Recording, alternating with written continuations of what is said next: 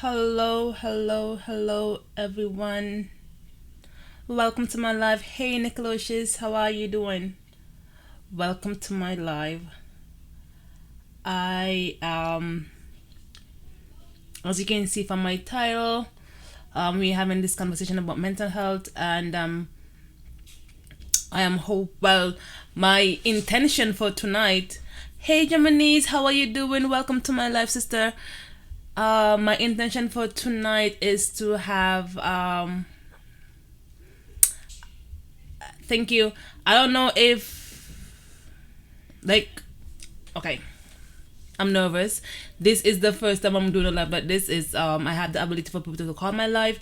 I'm gonna be talking about mental health and how we cope, as you can see from the title. And this is something that I wanted to do. Hi, first Caribbean couple. Thank you for joining my live tonight. I appreciate it. You guys, welcome to my live. Please give me a thumbs up. Hi, Icy. Welcome to my live. Thank you very much. Thank you guys for being here. I am nervous. I am nervous. I am nervous. This is the first live of. This is the first time I'm doing a live like this. I am hoping to. I don't know if you watched my last video, but I am hoping to use my platform to bring awareness to mental health. A lot of people suffer from mental health, and we don't talk about it enough. So I am hoping that we can keep this dialogue going, and make it so that people are family. What's up first?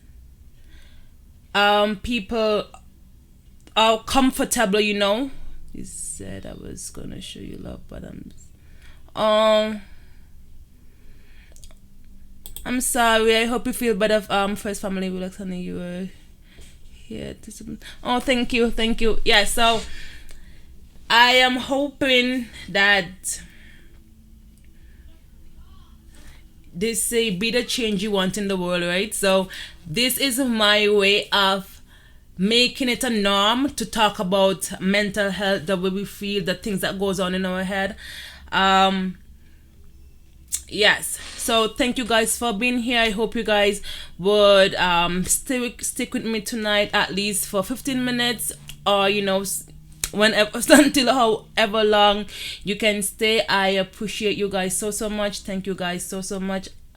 And I'm gonna say the same thing I just said before. Like I said, guys, I am a bit nervous. Yes. So the reason why mental health is something that is important to me, and I have been struggling with mental health.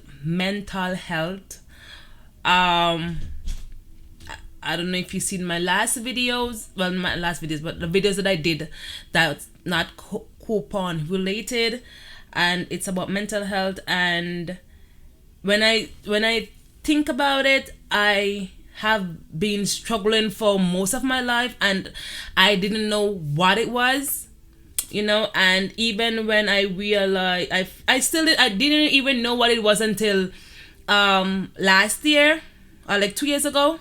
That's when I realized, okay, what was going on with me. And I'm thinking to myself, if I was struggling and didn't know what it was, I am sure a lot of people are going through similar situation, and they just don't know what it is. Because they don't know what it is, they don't know how to seek help. So this is this live, and I'm gonna keep it going this is gonna be a Monday's thing, where every Monday this is a serious live, and it's not something. Mental health is not something to be ashamed of. It doesn't discriminate. It's like it can affect anyone, right? So what I am hoping to do, and I don't know, I'm rumbling because, like I said, I'm nervous. What I'm hoping to do is to just make it comfortable, Does that make sense? Make it comfortable so that people can thank you, Icy. People can feel comfortable if if somebody is struggling and for some reason they come across this live, or they can see, okay, if you basically, we are not alone. You're not alone. You're not the only person that is going through this.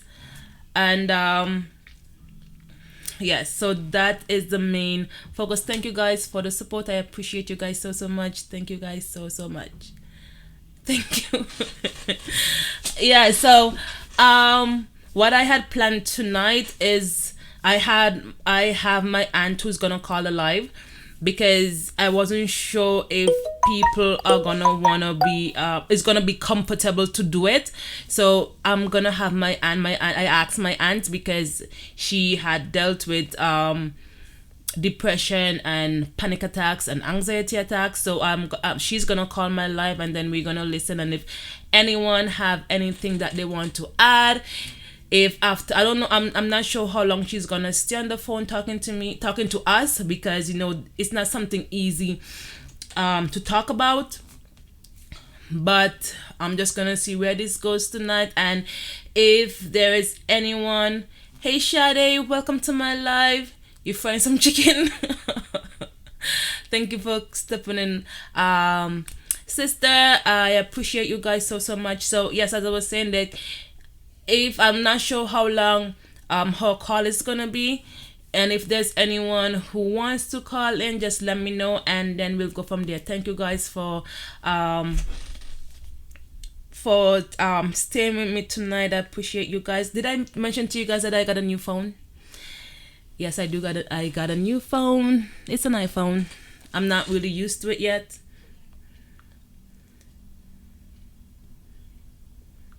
And I'm gonna have her call now.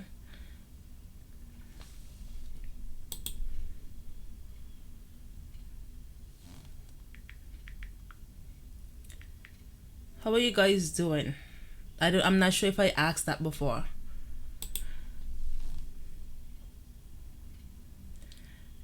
And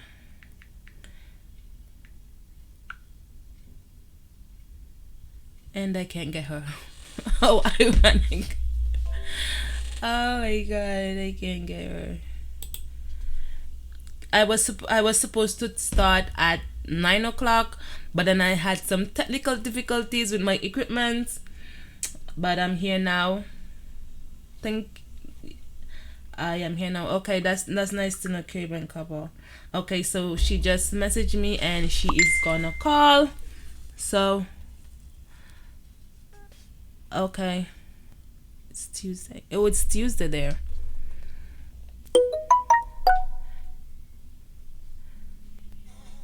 Okay. Hello? Hello? Hi. Could you guys let me know if you're hearing me and hearing her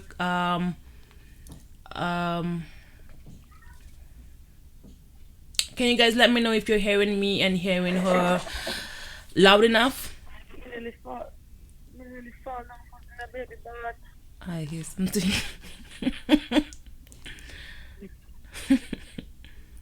Hello?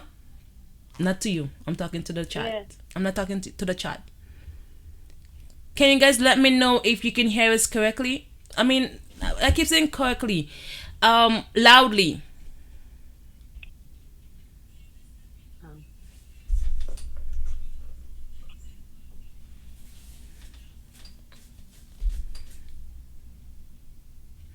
Not hearing her clearly.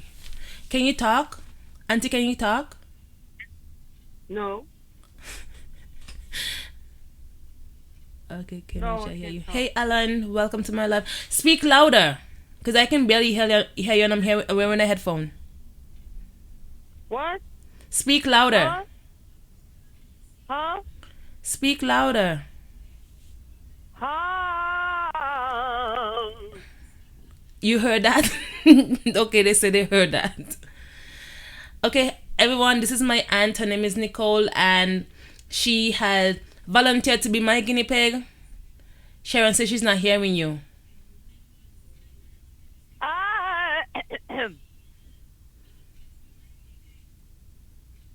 Okay, somebody say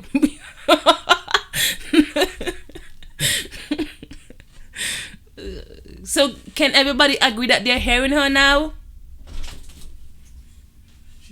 Somebody said what? Okay. Okay. So this is my, like I said, this is my aunt Nicole, and she has volunteered to be my guinea pig. So she is gonna talk about her struggle with mental health and basically how she copes. And I hope that this helps someone. Um, yes. So everybody's saying hello to you. Welcome to my live. Thank you for I doing this. I appreciate I it very can't much, see. and I love you. Just I want you to can't know that I love you. I can't see them. Huh? I can't see. You don't have to see them. You can just Can't talk. see. You can see them because if you watch it, I'm gonna get the feedback. That's why I'm in Sonic's room by myself. Oh. Oh, don't forget to if you're just joining us, welcome to my live. We having a call in live. My auntie's on the phone. Don't forget to give me a thumbs up if you haven't yet. Please subscribe to my channel and hit the notification bell. I'll appreciate it very very much. So let's go. You have the mic, auntie. Can I watch? Can I watch TV? No. Why not? Okay. Hi, good night, everyone.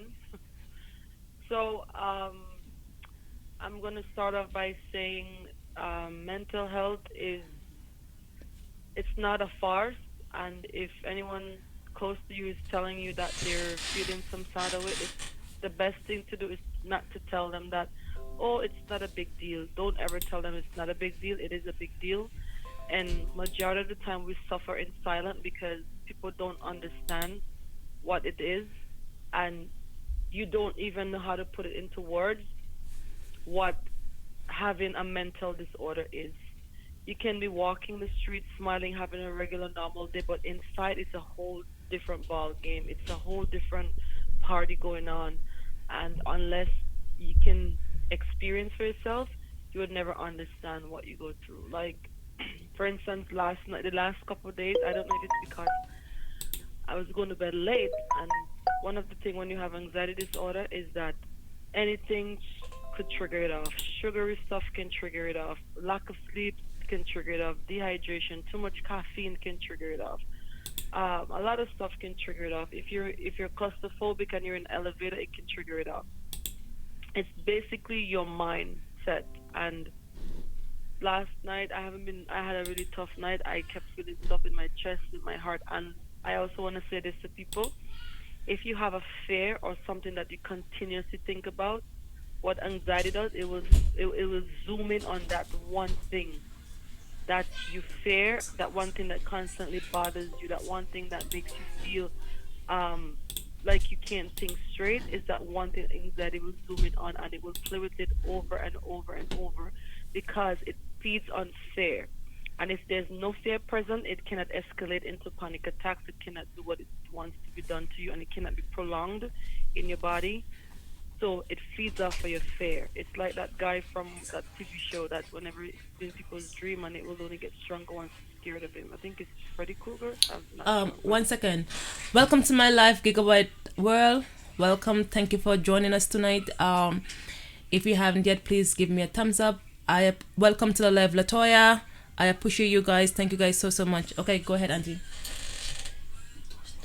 So yeah, what it does is really zooms in on that one thing that you fear a lot, and it will take it and it will make it into something that you would literally be thinking about so much until it will just drive you nuts.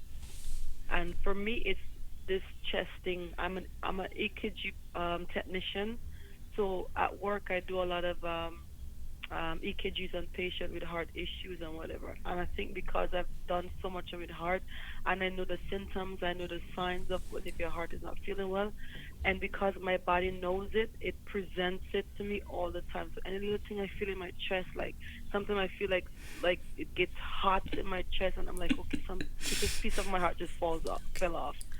And like it will just take little things and it will just make it into big things. And then while I'm trying to sleep, it'll make me feel like something is wrong. And as soon as if I decide like, oh yeah, this is overwhelming, this is something definitely wrong this time, As soon as I'm on my way to the hospital, it will just go away. It's like every single soul that has anxiety or has a mental disorder, whatever, has a safe, whether it's a place or a safe person. And anytime that person is around or you're in that place, your anxiety will subside for that moment. And as soon as they're not there, it will just escalate. And what you always got to tell yourself is that nobody's my safe person. I am my safe person. I can take care of myself. It takes baby steps to get to that phase, but it does help when you get to the point of where you say, I am strong. I can deal with this thing. And it's good to have a safe person. It's good to have a safe place, but don't be addicted to the safe person. Don't be addicted to the safe place, because when they're not around or you cannot get access to that place, then you think to yourself, "Oh yeah, this is it," and you just spiral out of control because that person is not there to de-escalate or to calm you down. So you just spiral out of control and you can't handle it anymore, and you just it's terrifying. And the best thing you can do in this world is to be strong and to face your fears and say to them, you know what? I know you're there and I welcome you.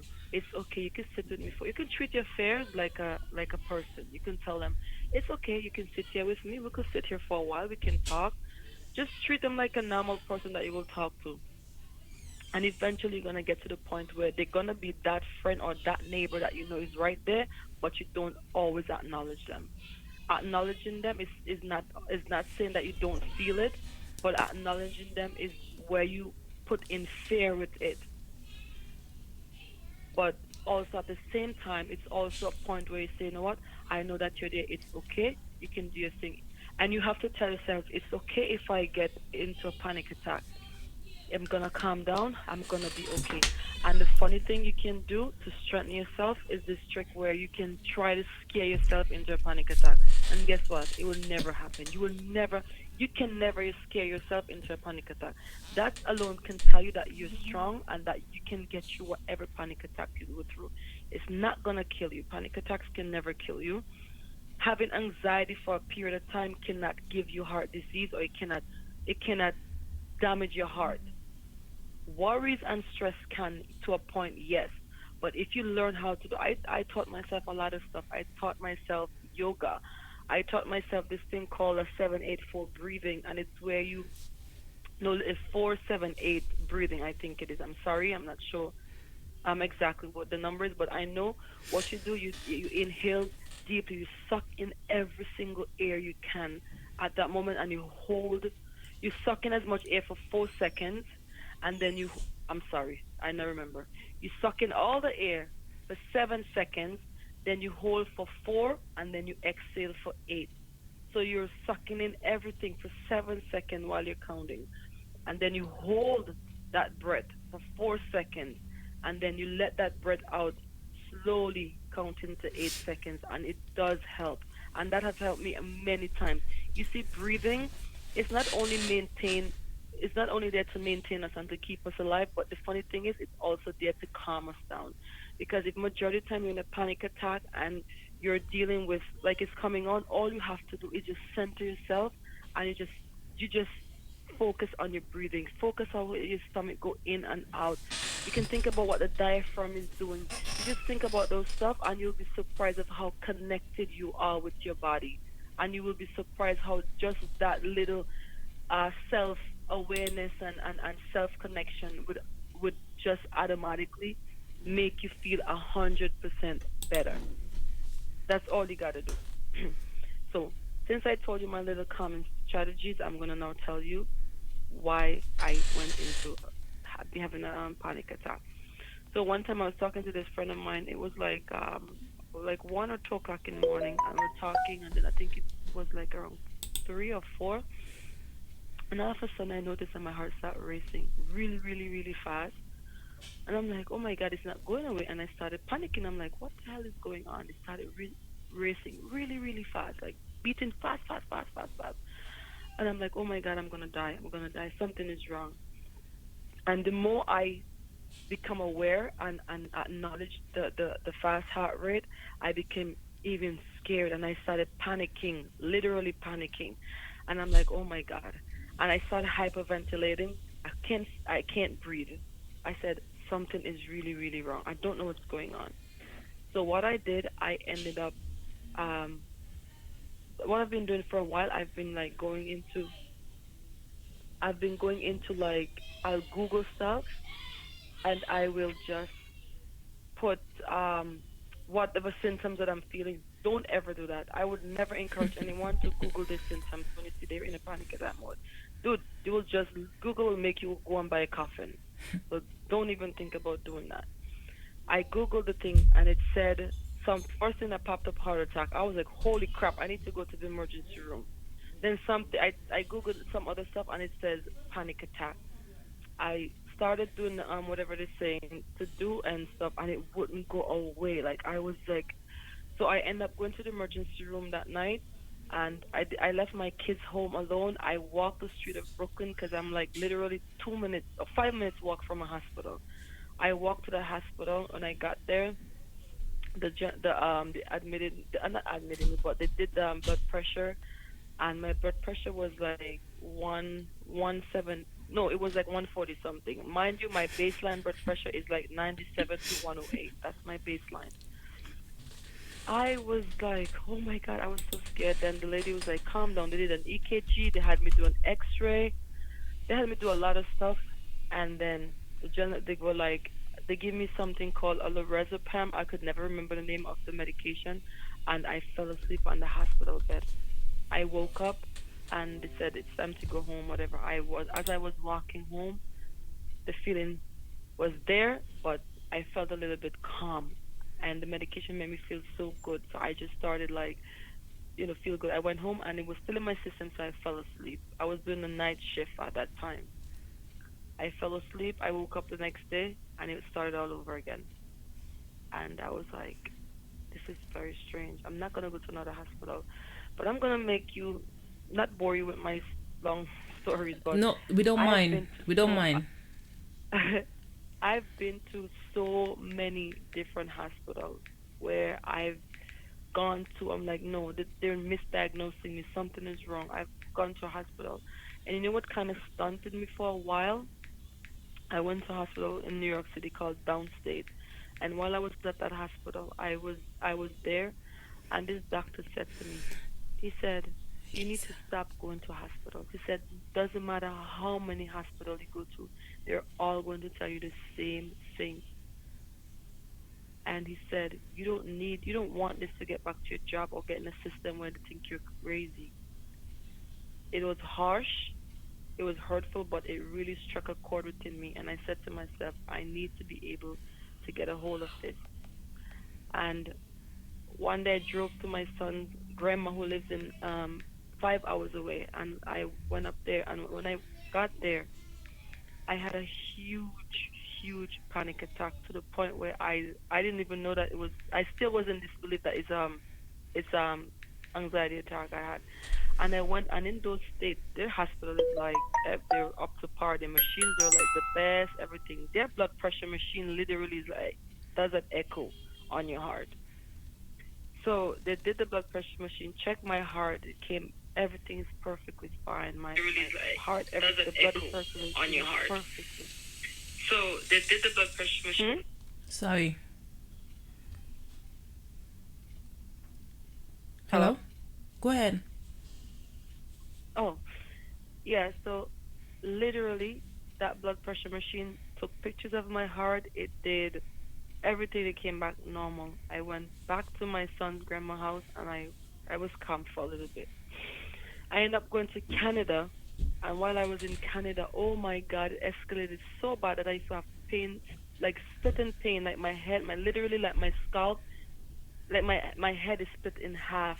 I used to feel sensation where it feels like water is dripping down in my head, in my skull, dripping down my face. And every time I would be at work wiping off my forehead, and I'm like going in the mirror, and I'm like, I'm not sweating. Yet my head feels wet. So for me not to feel like I'm crazy or for me to be doing wet stuff, I started going to work with my hair wet, so that whatever is there, I'll just say to myself, yes, it's my hair that's dripping.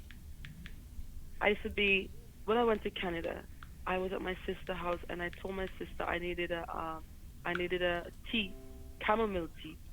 And I learned through this whole process, I started doing a little bit of research and learned that you're not supposed to have caffeine. That's a no-no. Why did my little sister went and make me black tea with caffeine?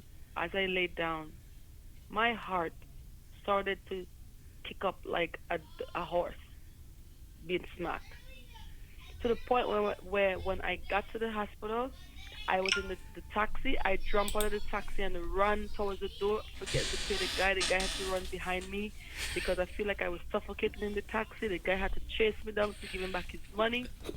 When I was in the line, I'm looking at them with a sorrowful faces for them to like, no, if you guys don't tend to me right now, this is it. I stood there, the ladies looking at me, they're asking me questions, whatever, and I guess they already know what it is.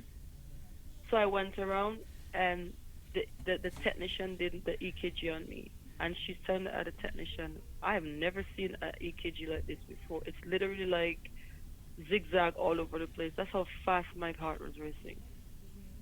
And that's what they picked up on the EKG. So it was I literally had a fast rhythm on the EKG. They kept me there. They gave me some sodium chloride, I guess to like bring things down, and they also gave me the same medication again. I slept for a little bit, and then they sent me home with the prescription for the same medication that makes you feel high and wavy. When I got home, I went and I saw a psychiatrist, and she said, "You're only seeing me because you need medication." And I said, "I don't want to see a psychiatrist. I want to see a counselor." And she said, she let me go to someone that does that because if the only reason why I'll see her is if she's putting me on medication. And I learned that never to go on medication. You can do a lot of stuff that's calming. Like you could take this thing called Calm, and it's basically like sodium and something that's mixed together, and you add hot water to it, and you can drink it, and it makes you feel so calm. But there was one thing I also learned that you can take as much calming stuff as you can. If your mind is not centered on the fact that I am gonna be okay, I'm gonna be better, those things will never work. Because as much as anxiety is real to us physically because we feel it, it's mentally and it's only activated by your fear and your perceptions of what like a mind with anxiety is like a computer. Whatever you put into that, whatever you put into that search engine is what the result you're gonna get. Every time you tell yourself I'm not okay, or oh my god I'm gonna die, whatever, it's gonna escalate into a panic attack. I learned so much about myself during my anxiety phase. I became stronger, and at times there's time when it would caught me off guard, and I would just feel like oh my god, I would just go to the hospital, and it would be the same thing all over. But I learned that, and not only just for being anxiety, someone who's diagnosed with anxiety disorder, but for all of life. Sometimes the best way to get through something is to stay in it for a little bit, feel it, let every single emotion that comes with it, let it come. Every single thing that has to do with the whole situation, just let it be present with you. Feel all of them, because if you don't experience something, you're gonna keep on fearing it. So I learned that when you're having a panic attack, when you're having an anxiety attack, just lay in the moment and, and experience every emotion that comes.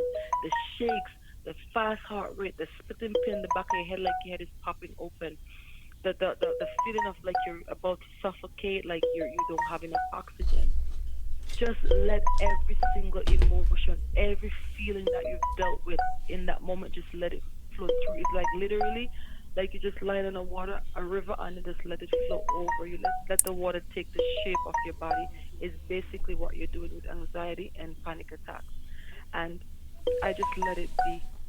And as I started doing that often, I realized the fear started to reduce because it no longer becomes that big monster Hold on, that hold on, grows hold on. bigger every Hold time. on. Somebody's calling. Somebody's calling the number. Yeah, somebody's calling. So could that person, could you wait until my aunt is finished? Somebody's calling. Can we just, that person, can you just wait until my aunt is off the phone and then you can call? Because if you keep calling, then we're gonna just keep hearing that sound. Okay. Tell him relax. Tell him it's easy to call. Hello, go ahead, auntie. Yeah. So I learned to just let it take over my body and just let it do what it has to do. Or you can just, I learned little stuff. Just curse it up. Be like, yeah, you come on, do your best, do your best. I don't care about you. I don't fear you anymore. I don't give a crap what you want to do to me. There's people that literally said they used to curse bad words, use the F word and say, come on, you mother effer, come on, take what you want, take me, do what you want to do. Because at the end of the day, it's gonna stop. Anxiety, you cannot be in the anxiety, in a panic attack phase for a whole year, a whole month. You can be in the anxiety phase for a whole day. I've experienced it where the whole entire day my heart would just race and nonstop. There's nothing I could have done because at that time I did not know what else my body can go through. So every time I conquer one thing, it will present something. It'll come in the form of another thing, and I would fear that thing because I'm like, yeah, something definitely is wrong. So it would always target a new sensation, a new feeling, because every time you overcome one of them, it'll present itself as another. And so I had joined this thing called DARE, and it's an acronym for I don't know if I can remember everything, but the D the D stand for is like you're daring it and saying, I'm okay with you, I'm okay with it, I'm gonna sit here and let you do whatever you want with me. You're daring it. And then um, the the A is for accepting everything that you're going through at that moment and just let it be. And then I forgot what the R, but one of them is where you remove your mind from it, from the whole situation. You remove your mind from the whole situation, and then the E is just exhaling or whatever you do at the end. But that's not exactly the word, but that's what I used to use. But it was a really, really good situation to use. And they have a huge program. It's an Australian guy who dealt with anxiety for many years, and he came up with the program called DARE. And he's been teaching people how to get over anxiety. He partially helped me, but at the end of the day, people could only give you tools. But if you don't use them and try and conquer that fear, it's not going to work. It doesn't matter. The best psychiatrist could see in the whole world.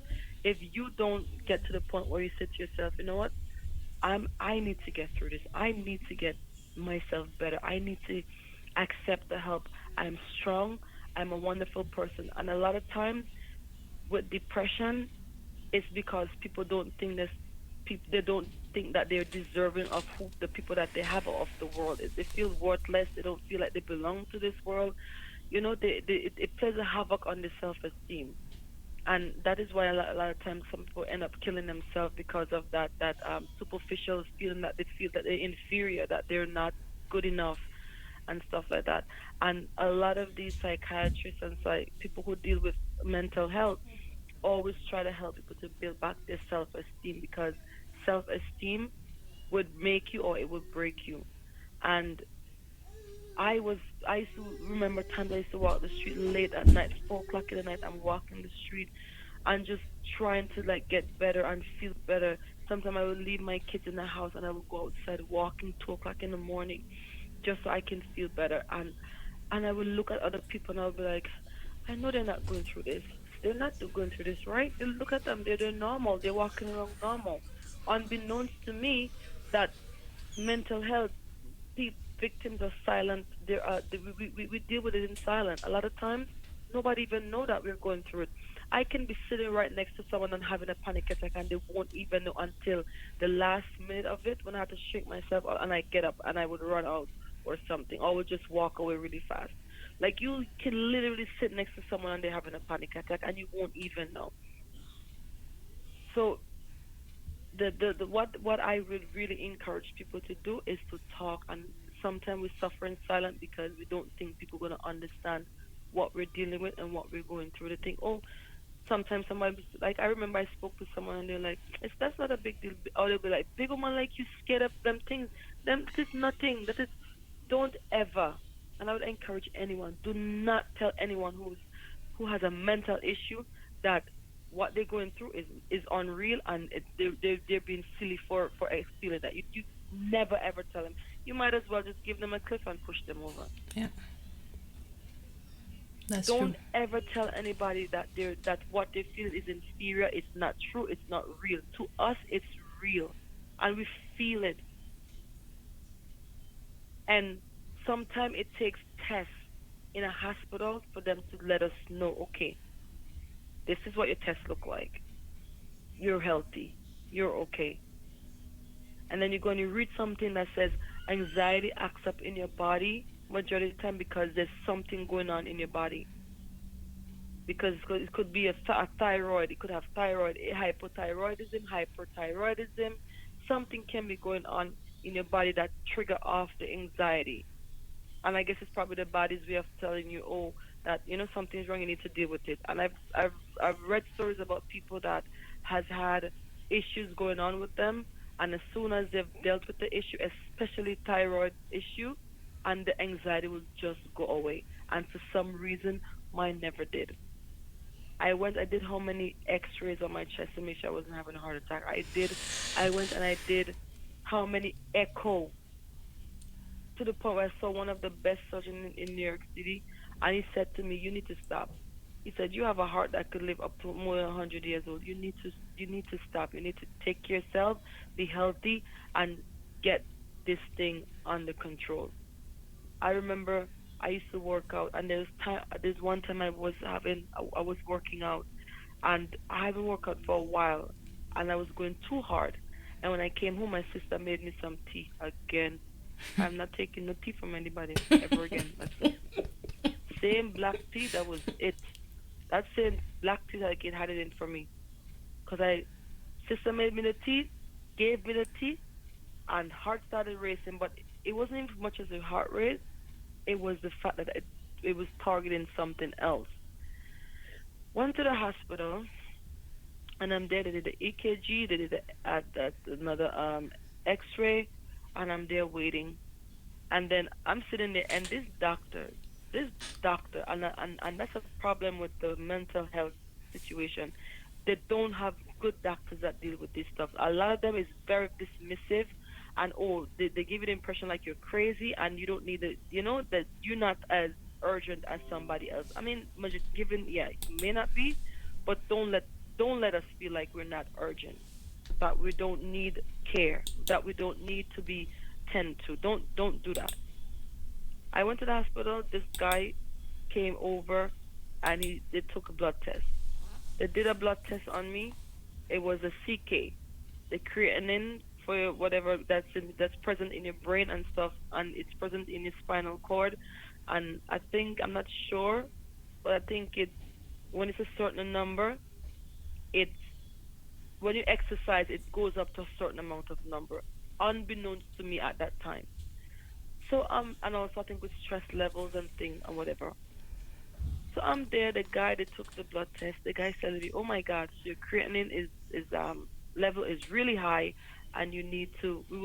If it doesn't go down low tonight, we'll have to admit you because it can mess with your kidneys and stuff like that and whatever." I started panicking. I went in the bathroom. I don't even know what I was doing. I started pacing the floor, started crying. My pastor ended up coming there and praying with me that night. I was just panicking. I was like, oh my God, I started crying out to God. I'm sorry for those of you who call him for a different name or don't believe in him. I'm just telling you what I was doing. But I was just crying out to him. I said, please do not take me away from my kids. I said, please help me, heal me, and stuff like that. Anyway, I'm there. The guys, they did another blood test, came back, the stuff keep going up. The guy's like, if in the morning, we're going to give you, they start giving me more, they increase my fluid intake. Have me going to the bathroom over and over and over and over. Eventually, I fell asleep. When I woke up in the morning, it was that doctor's time to go home. And this doctor, I forgot her name, She was an African doctor, very nice lady. She came over to me. She's like, "Why are you still here?" I said, "Me?" I said, "They kept me here." I said, she was like, "Why?" I said, "The doctor told me that my creatinine, I don't know if I'm pronouncing the word right, but it's an enzyme in the body. They say that it keeps the level keep going up." And I'm like, she's like, "Why?" She said, "It should go up. You are exercising, right?" She said the levels would go up. She's like, "So why are you so scared?" She said, "It's okay." She said, "Sometimes it goes up." I said, "The doctor told me I would have to be admitted." She's like, "Oh my God." She did not say anything bad about her colleagues, but she just said, "You're free to go home." So that's the messed up thing. Like, you can be in a situation where you have some scary time with doctors who would respond to a situation. I don't know. They just, some of them will just go about their business and they'll tend to you in a professional way, but not alerting you that what you're going through is not bad. But they'll just, give you the same treatment, same courtesy, same courtesy as somebody who came in there with an issue that's real. And I'm gonna say that just because I want to pinpoint the situation, the difference between. So I had to do that, and I went home. I felt good that day. And one day I had it really, really bad, and I said I need to do something about this. And I started praying to God, and I was like, "Father, you need to help me." And I remember I was talking to a guy, and I voice told me to read a chapter in the Bible. I read and I read it. That was the first time I got my really, really big break about anxiety. It kept coming back because I started putting fear, like when I'm at work, and I was turning to a patient, and she had upper respiratory issue, and she was refusing medication. So I went in there to get her ready for the night, get her cleaned up and stuff like that. As I was turning her to the side, she turned to the side, and everything, and she's, responding to me, whatever. As I was turning her to the other side to pull her sheet up, I realized her arm got really, really heavy. And I'm like trying to tell her, calling her by her name and telling her to go, go over to the side, whatever. When I looked at her, I saw her frothing from her nose and her mouth. I was like, oh my God. So I ended up calling at the nurse station, and they came in and called her. She was a 99, but she had a wow, I forgot the terminology. But she had a do not resuscitate ban, and they just I went outside and I had like the biggest panic attack ever in my life. Like, I couldn't even control myself. I didn't even know what to do to stop it, even though I know how to stop it because I've learned so much. I've done so much research. I've I know how to self calm and everything. I could not do anything at that moment because I was blaming myself for the death of the lady. I just said I did that, but it didn't last long. It came on extremely crazy and then it just went away. And I realized at that very moment, I accept death. I accept that we're all gonna die, which is something a lot of people with anxiety deal with. We think about that all the time. All the time, we factor in when we stand on the sidewalk on the street. We think about what if a vehicle, what if we have the what if, and always the what if is geared towards dying. And I realized that at work, I was dealing with patient who was passing away, and I was getting better. Before, I couldn't even help wrap the dead. I had to literally go out the room and ask for a colleague to help. And I got to the point where I could literally walk in a room and watch. To the point where I can go in a morgue and I could watch. Now I could sit up late at night and watch story. Although the other day something scary really bad, and I will never go on YouTube late at night because I saw them was they was doing something on a guy, and there was somebody donated their body to science, and they was using their body to show people all the meninges of the spinal cord and stuff like that, and it would creep me out. So anyway, I started getting better, and I realized that the thing that I was fearing the most was death, and I started accepting it more and more, and I made peace with the situation, even though sometimes it still comes back because that was what was bothering me. So sometimes it comes back, and I will go into it. But I haven't had a panic attack in like I think I had one this year in a couple of years, maybe a year and a half. I had not a panic attack because I learned. to deal with my fears. I learned to accept and allow. Yes, the A in there is for allow. I started allowing the panic attacks or the sensations, whatever they are, to just happen. I allow them. I let them do whatever they wanted to do in that moment. I accept and allowed everything that was going on. Sometimes I would just lay on the bed and I would let my heart beat to the fastest drum you can ever think of. And eventually, because I'm not feeding it the oil, the fuel that's called fear, it eventually will stop. And I will just lay there until my body shakes off itself and I will go about my business. Sometimes I will stop and acknowledge it because if you acknowledge it, it means that you're stronger. And I will let it know that I know it's going on, and then I will just go about my business. If you avoid, if you avoid it, it tends to follow you, and it's gonna follow you until it wants to get to the point of becoming a panic attack. So you just accept it. You just talk to like a little friend and say, "I know you're there. It's okay. You can follow me. We can go to tour today, and stuff." And then just go about your business. But I'm telling anyone that who knows anyone that's dealing with mental issue, with mental illness, it's a very tough battle for us. And our symptoms, our feelings are very real, like any other feelings out there. The difference is having someone to help us understand that no matter what we're going through, that they're always gonna be there for us. And for us to also know that we are not alone and that whatever we're going through, we have people that loves us. So having people that's are victims of mental illness and anxiety is something once it goes into full effect, the one that prolongs, because we all have anxiety, but the one that keeps coming, the disorder that keeps coming, it once that thing is activated, it doesn't go away. So even if you do get better and you've had 2 years without it, it would pop up on you one day. And all you gotta say, you know to yourself, you know that you're okay and healthy, just accept it. Be like, "Hi, my little friend, you're back," and you just go about your business. I'm not saying there's time when you won't get to the point where like, "Oh my God, no, something's gotta be wrong," and you go full blown panic attack. It's gonna happen. But always know at the end of the day that it's panic attack and it can't rule you. You have to take over your life. You gotta take control. You gotta be strong. And at the moment, you can allow somebody to be strong for you if they wanna be.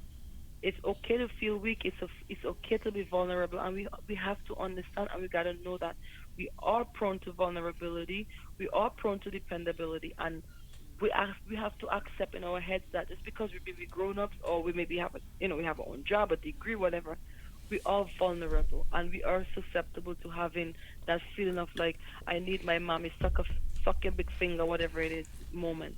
We're all gonna have that. But what's very important is knowing that at the end of the day, I'm gonna be okay. It's okay to have anxiety. It's okay to have a mental illness, and it's okay. But most importantly, it's okay to seek help, and it's okay to have someone. If you don't want to talk, have someone speak for you, and not speak for you every word for, but just let them be an advocate for you and be like somebody you can trust, and who's gonna really go out there. It's a battle. It's a huge and it's a debilitating to the point where it will drain you.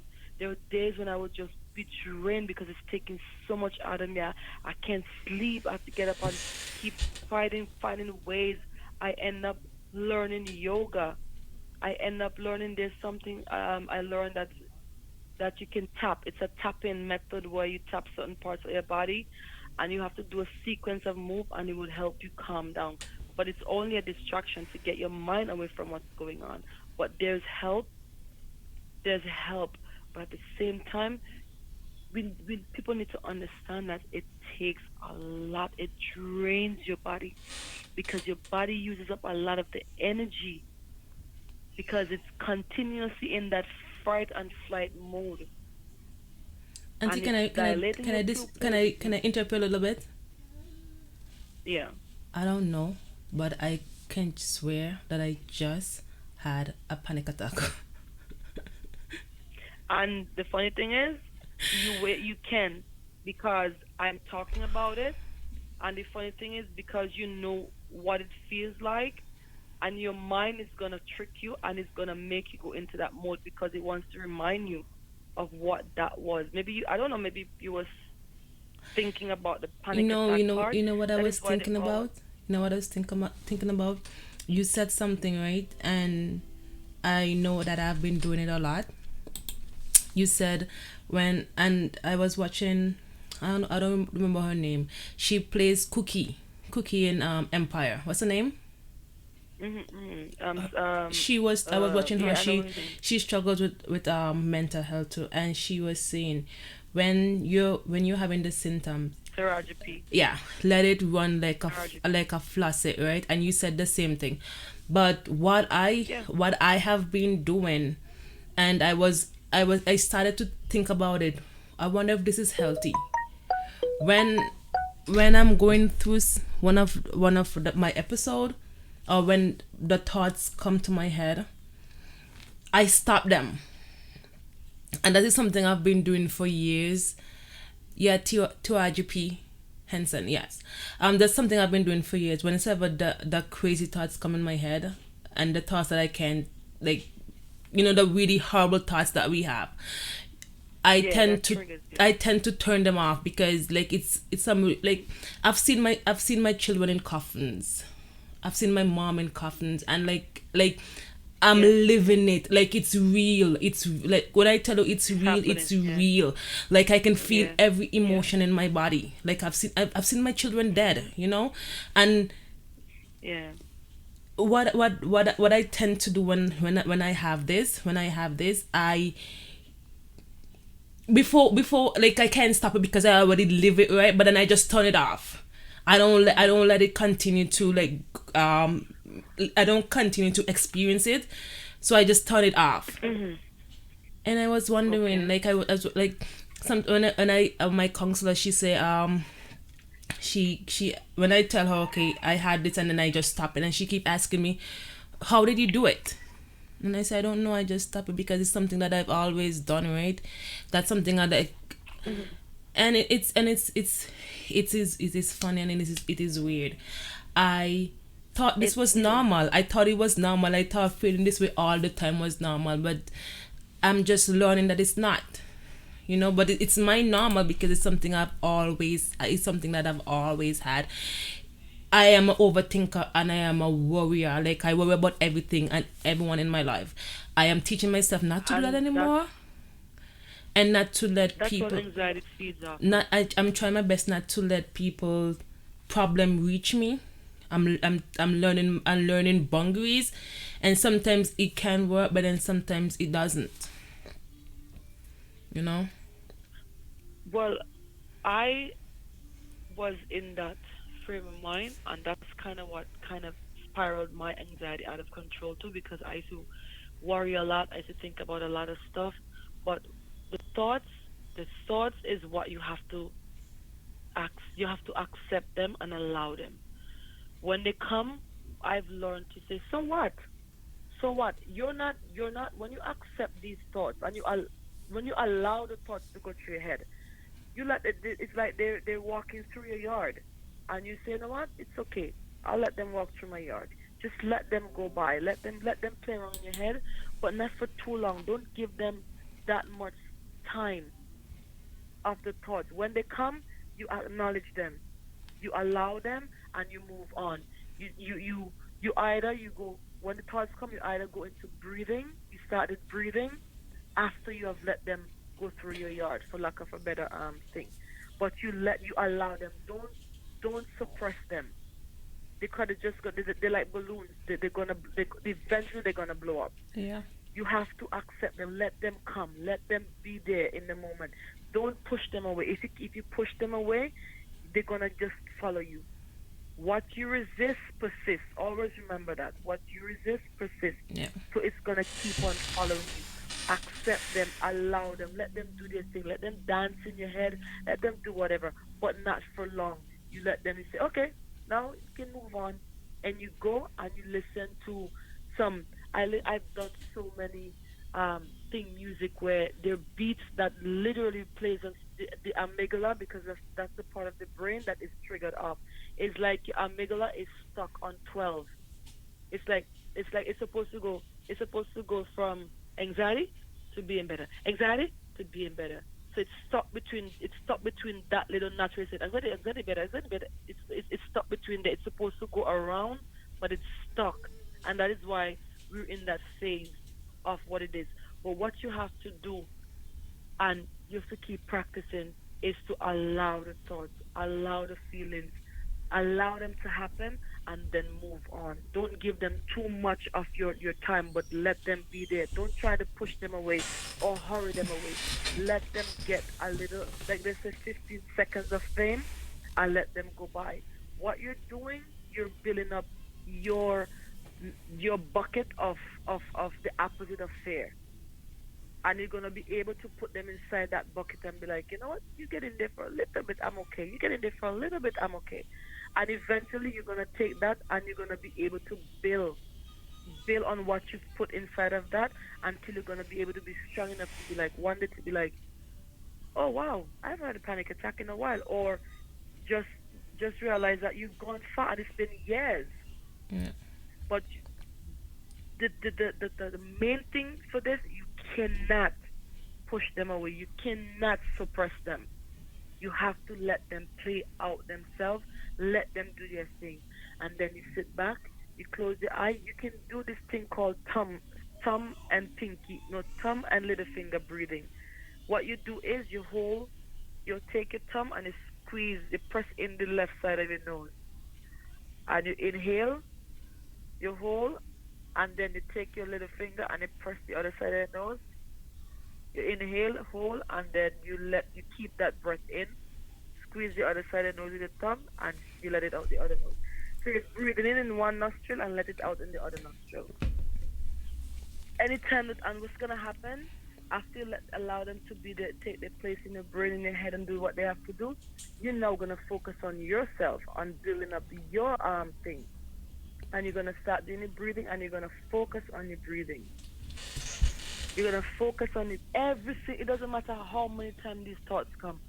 Let them be, let them do their thing, and then you go and you feed yourself. It's like you're treating yourself to a candy.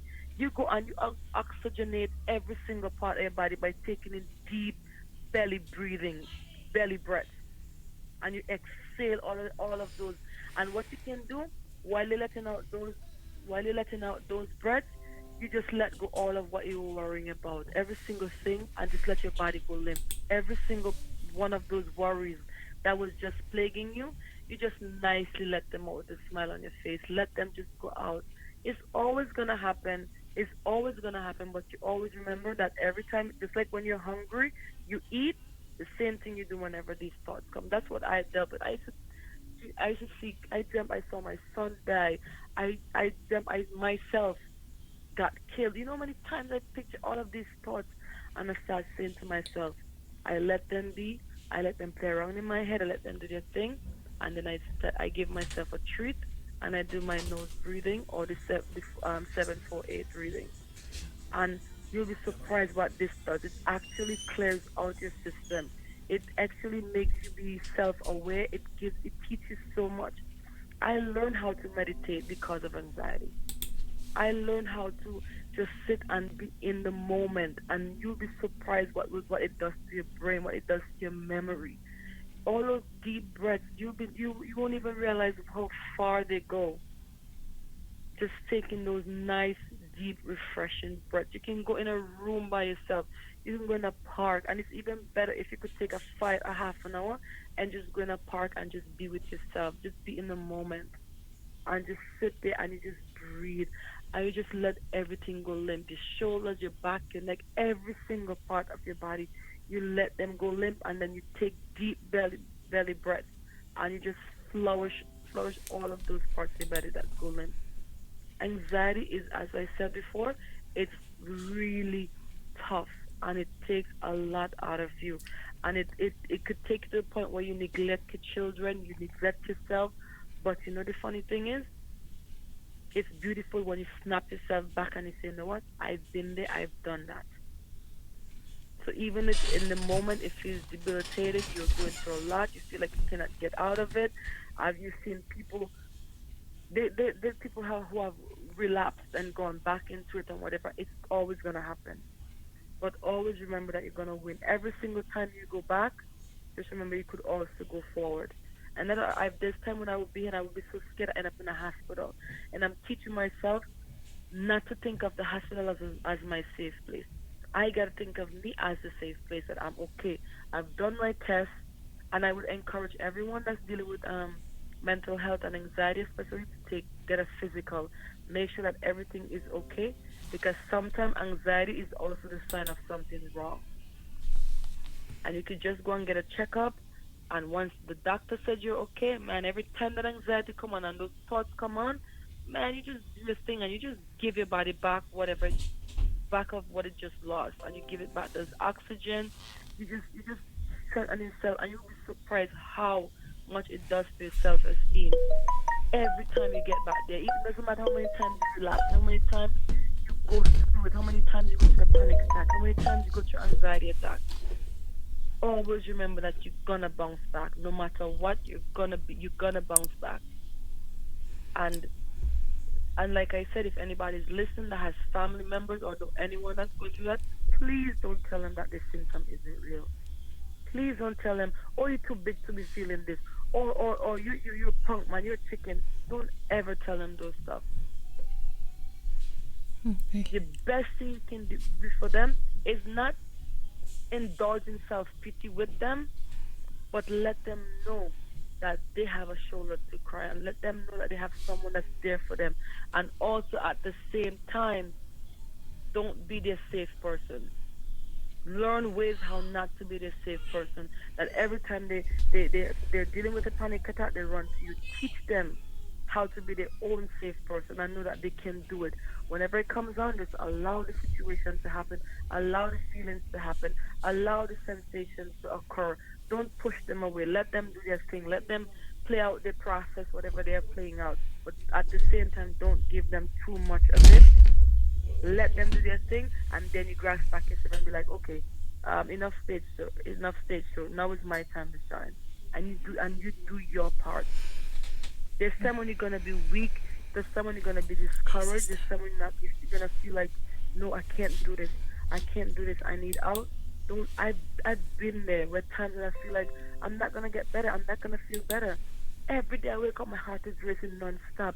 Any little thing, if I eat something sweet, if I think about stressful situation, it will just trigger it off, and my whole day will go bad. I used to be so stressed. I would look at other people and wish I was in their shoes, not knowing that there's so many people out there that's dealing with anxiety, and they don't even know Yep.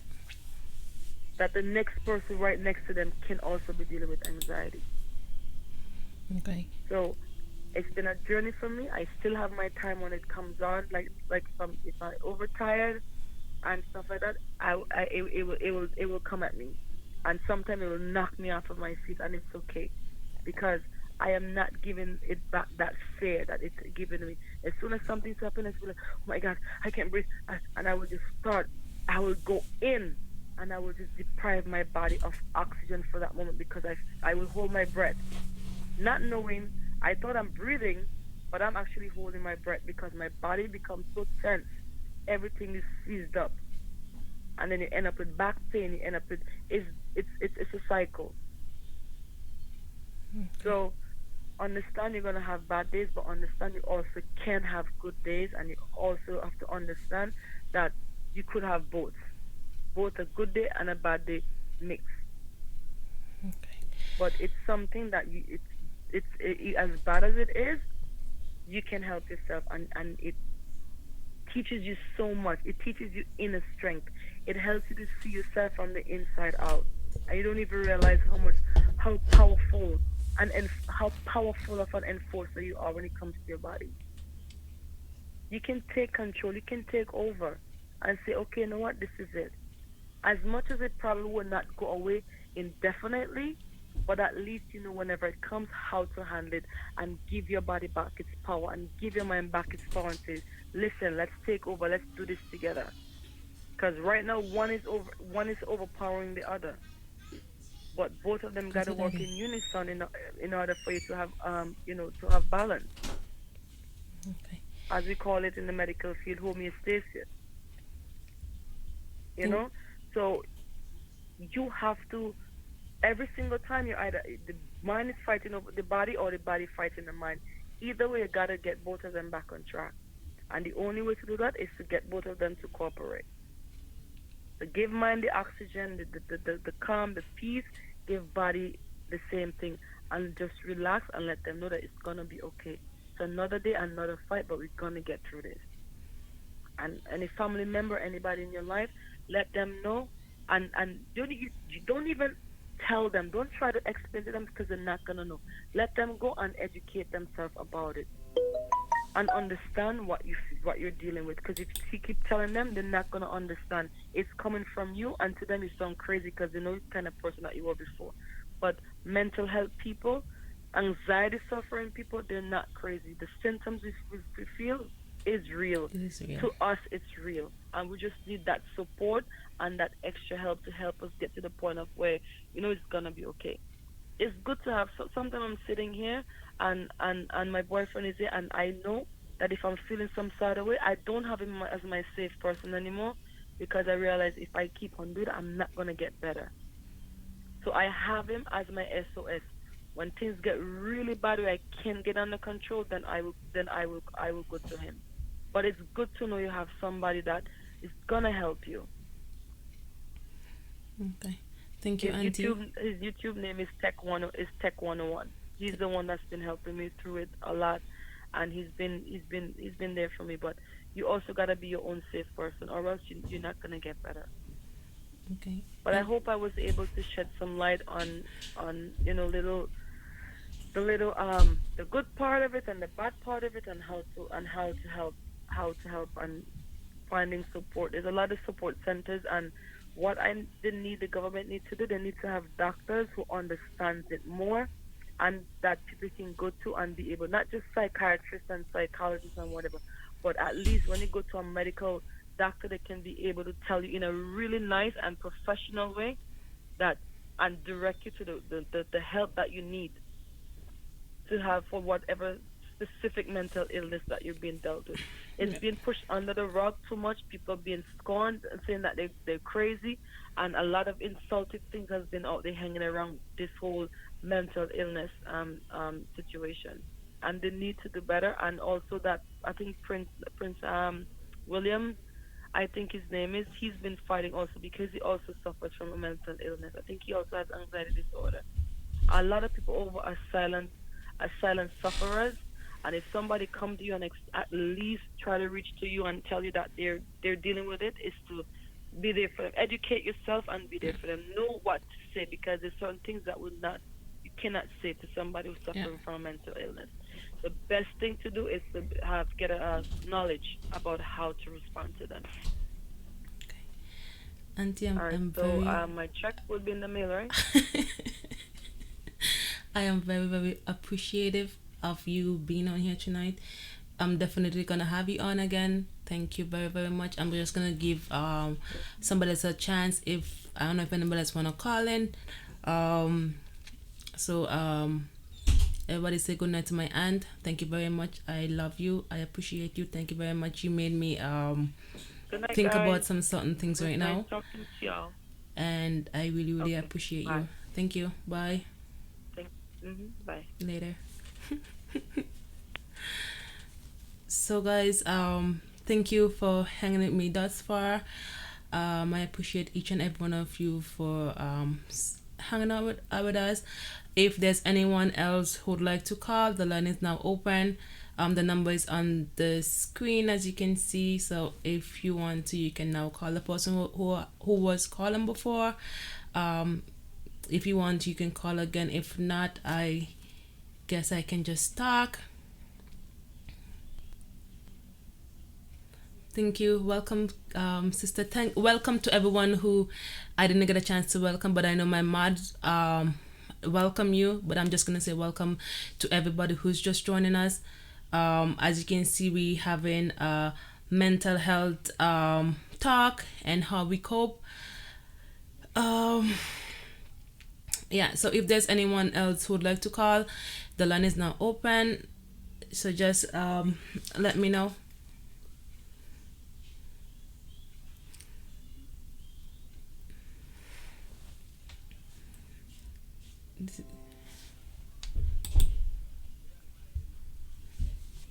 You're welcome. You're welcome. You're welcome, Alan. Thumbs up. Thank you, guys. So I guess maybe I should talk until someone decide to call. I know it's hard to talk about it. It's hard for me to talk about. It's hard for me to talk about. Um,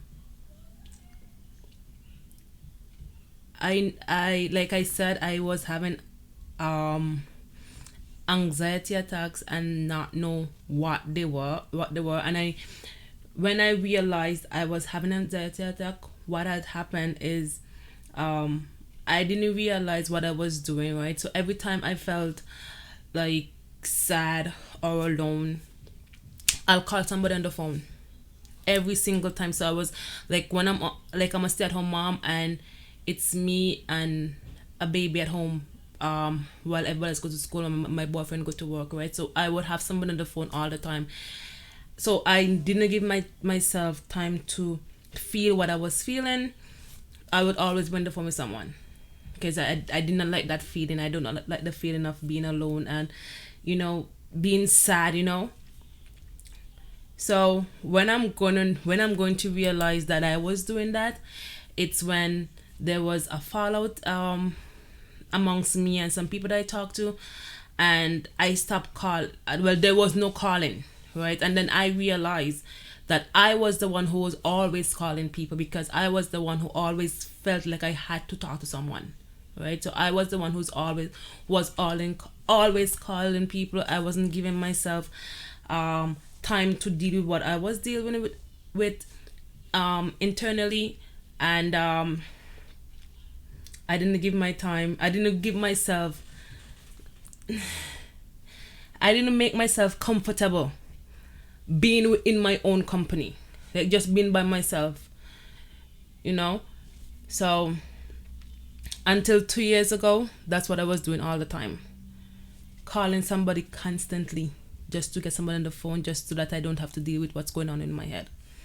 Like I said, I've last year was when it got like really really bad after I was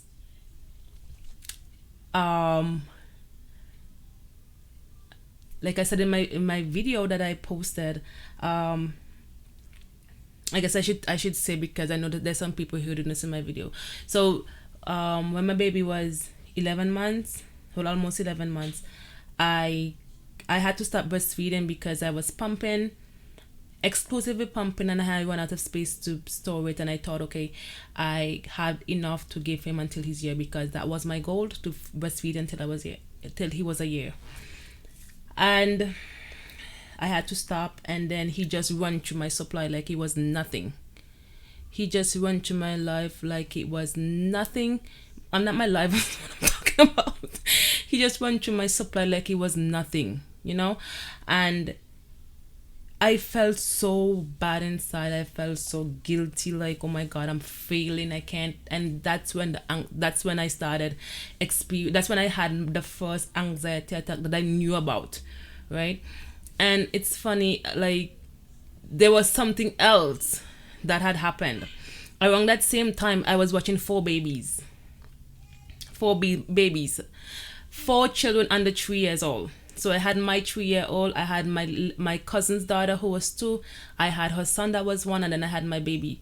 And I didn't realize, I thought I could handle it, right? Because I'm good with children. But I was dealing with these 4 children, plus I was exclusively pumping. And that like took out really toll on my body. And I forgot about that until recently. That was part of why I basically had a meltdown. And the bad thing about that, even though I felt like I couldn't do it, I know that it was too much for me. I know that it made me feel it like I couldn't. I was going to do it still. I wasn't going to say anything. I was just gonna suffer and just do what I was doing, because I hate confrontation. And I was basically helping my cousin out, and but eventually I just told her, you know what, I can't anymore. When I explained to her how I was feeling, and she understood, you know. I understand that I can apologize to others for my past behavior, but it is up to them to accept it, so I cannot blame them or myself for my past only. But yes, Alan. Yeah, so until, well, last year, like I said, it got really really bad, and I see a counselor. Like I have to talk to my doctor, because the last time I saw her, she basically said she's not gonna be at that establishment anymore, and but she did put my name down to see somebody else. It's hard. It's hard, right? It's hard when you're not okay. It's hard when you're not okay. It's hard to come to terms that you're not okay. You know, to come to terms that, you know, this is not normal. Like, I'm not supposed to feel like this all the time. I'm not like, even when I'm happy, I'm waiting for it to happen. I'm waiting for it to happen, because I know it's gonna happen. I know that eventually I am not gonna be okay. I'm not gonna feel as good as I feel, and I'm waiting for it. I'm waiting for the, like, my counselor says, you waiting for the other shoe to drop. I was trying to explain to her, and she said, you waiting for the other shoe to drop. And like, it's not a good feeling at all. It's not a good feeling, and I hope through this, I can heal, and then I can also help some people heal. You know, then this is the main focus on me having this talking about mental health, and having this live, and I'm gonna keep this live going. And I thank you guys, each and every one of you, for being here tonight. I thank you guys so much. Yes. So like I say, if there's anyone who wanna call, you don't have to call to, if you don't feel comfortable sharing your story, you don't have to call to share a story. You can just call and, you know, just give a word of encouragement, because that's always useful. Word of encouragement, like my aunt just said, if there's someone in your life, or somebody that you know that is struggling with mental health, sometimes if they come to you and they open up to you, just sometimes, when you don't understand, just listen, because that sometimes all we need is a listening ear. And some people suffer in silence just because they're afraid of being judged and afraid of being condemned.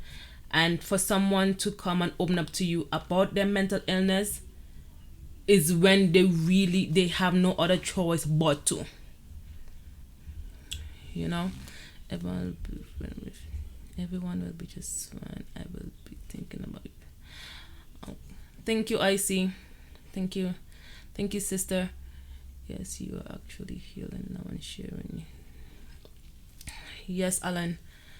Yes, so I like, my body feels so weird. Like, it's funny, and I know that this feeling that I feeling is a feeling that I get, like, when I had the first panic attack that I knew I was having. This was the feeling that I had, so I know that I did have a panic attack tonight. But it's okay, like, it's okay. And yes, you are helping it. I hope so. I hope so. And this is not something that's easy for me. Like, it's not easy for me to talk about. Like, I don't like being the center of attention, and like, something that I don't like. I don't like when I don't like feeling like people are giving me sympathy. It's weird, but I don't like that feeling. I don't like feeling like I'm a pity party, but it is what it is. Sometimes the panic attack will come from being uncomfortable. Yeah. Yes, I know. Yes, you're right, auntie. Yep, I said auntie, sister. You're right. You are right. Like I, I know I have struggled with um self confidence and low self esteem in the past. Like I now that I'm an adult, I taught myself, I taught myself to, I've taught myself to love myself. I've taught myself, to think, don't worry about what other people think about me, because that was like a big thing for me, like what people think about me. The first time I found out that somebody didn't like me, oh my God. I was in high school though, but the first time I found out somebody didn't like me, I was like, oh my God, I cannot believe, how can somebody not like me? I am such a cool person. Like, and now I don't care. You like me, you don't like me, I don't care. And I know that's growth. But I'm working on myself. I am working on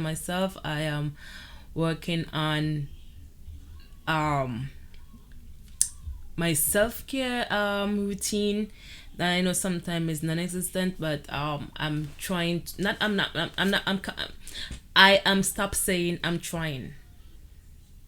I am working on myself, and I know it takes baby steps. I'm not gonna get it right just right away, but in due time. I know that I'll be good. And like I say, thank you guys so much for hanging out with me tonight, and I hope that in my future lives, in my future Monday lives, that when I take a personality test and found out that I was an introvert, I will explain a lot of stuff. Okay, I guess I need to take one of those tests. I guess in my future lives that more people can come in, and then make this a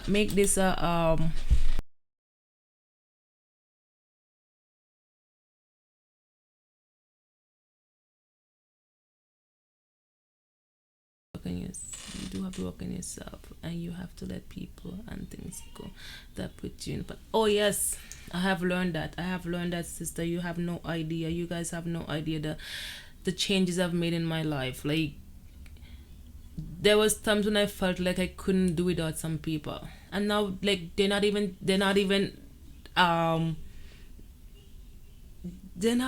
like nowhere in my head. Like, we don't talk, and it doesn't bother me one bit.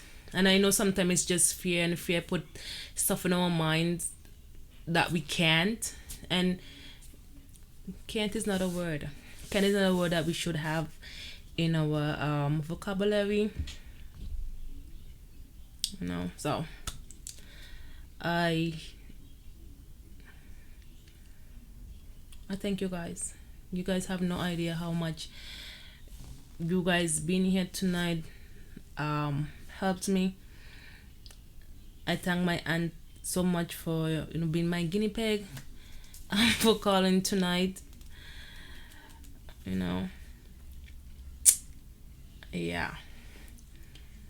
So like I said, if there's anyone who would like to call, the lines are open. I'll appreciate it. Yeah.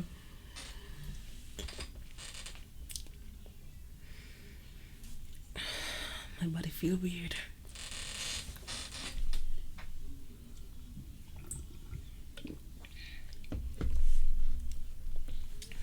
Yeah.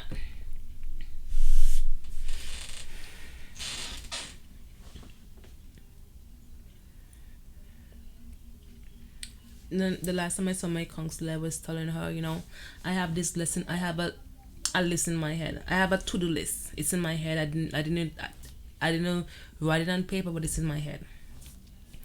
And like, I this list that I have in my head, if for some reason a day come and I get distracted and I don't get to do what I'm get to do at least some of the things that are on my list, like, it makes me feel worthless, right? It makes me feel like, I'm not productive. I like, this whole day had passed and I haven't done nothing, and then I'm beating myself up. And she said, it sounds like you doesn't give yourself the sounds like you don't give yourself a pass for not getting stuff done. I never thought about it that way. To be honest, the last time I like actually walked out of my house was basically 10 years ago. I walked outside of my house, right?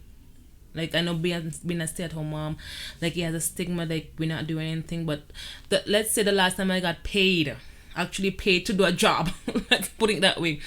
The last time I got paid to do a job outside of my house was like 10 years ago. And the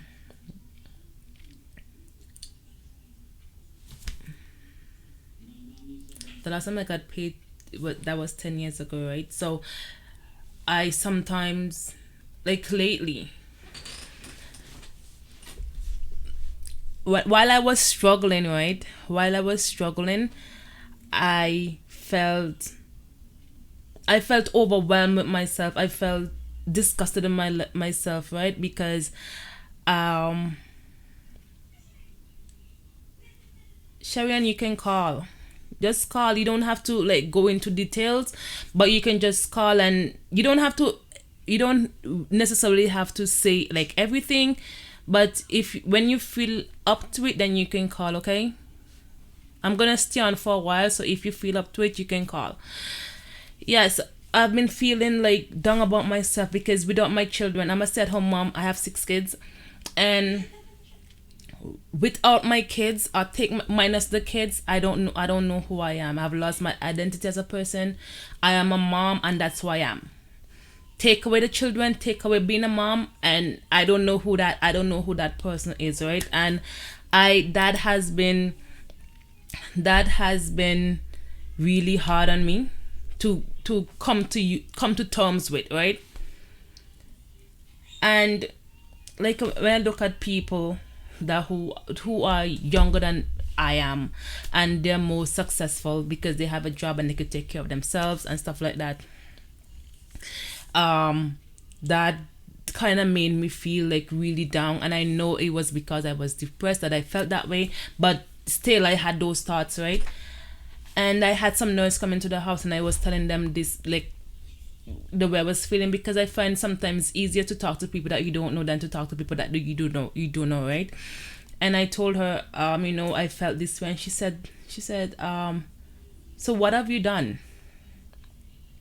She said, look at your children. Your children are happy. Your children are healthy. You are doing something right. They say there's lots of people.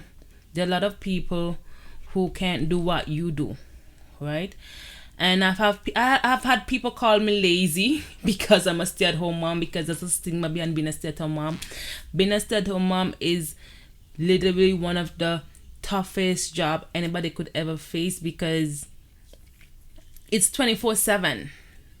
It is actually a 24/7 job. Sharian, I can say I know what you're going through, but all I can tell you, you're not alone. And do know that if you ever need to talk, I am here. If you feel like calling and talking, like, the lines are open, like I said. I'm not pushing you though. It's not easy. It's a hard job. I wish I could.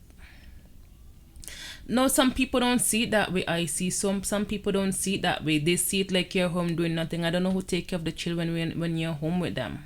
Like, they like, why don't you? Why? I don't know why that bothers some people, because like, being a stay-at-home mom is what worked for my family. I should never judge a weakness by someone else's strength. If I do that, I'm gonna feel like crap. Yes, Alan. I have like what I told myself when I felt that way, and I knew I felt that way because I was depressed. What I told myself was, there's nothing I can do about it right now, because I don't feel comfortable with people watching my children.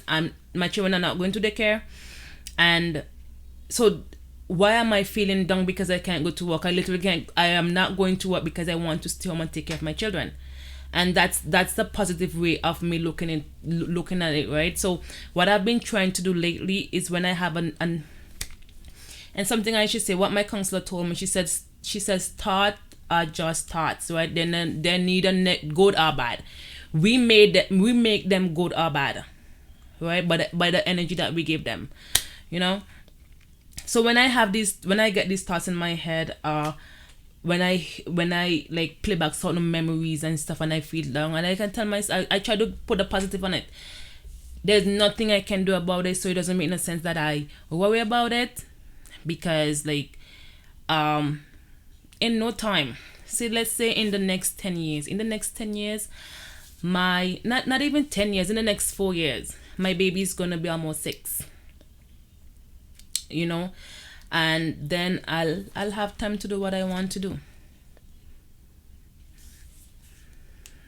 I've been through that, sister. I didn't work in 8 years, and it does take a toll on you. I know it's not sorry. It's okay. It's okay. Yes, it's not being a stay-at-home mom is not easy. It's not easy. It's one of the loneliest job. Loneliest, hardest, toughest job ever. I wouldn't change it for a thing though, but you know, it is what it is still, right? Can you share what you're doing as being a stay-at-home mom is absolutely. I have them to people for what you do. Thank you, Alan. Thank you. You know, sometimes I worry. I say, I wonder if I'm a good mom. I wonder if I'm doing a good job. And sometimes what really assured me is when I go to my children parent teacher meeting, and I hear the teachers talk about my children. That gives me pride, you know, because sometimes I really do question myself. You feel like everyone in the world is moving, but you trust me. Yes, sister. I feel that way sometimes. I do feel that way sometimes. Like my parents, they are back in St. Vincent, and you know, sometimes I feel like, oh my God, if I'm working, I can be able to help them more. But I do snap out of it. But I do still get that thoughts, right? I do still get that thoughts in my head. Hi, lady. Have you running? Got everybody to good. I think that what works out for isolation is no joke. I have to get out of this home. Hey, just love, welcome to my live. Thank you for joining us. I appreciate you guys so much. Thank you guys so much. And like I said, the lines are open. Just love, I don't know if you were here all the time, but my aunt calling. My aunt called, and she basically gave us a rundown on her anxiety and how she copes with them. Good night, Kenisha. I have a phone call. We'll see you next time. Happy holidays. Thank you, Icy. Thank you guys so much. Thank you. You just love. You just get out if you need to. Oh, my finger itches. Good night. Yeah, so but I have a question though. I have a question.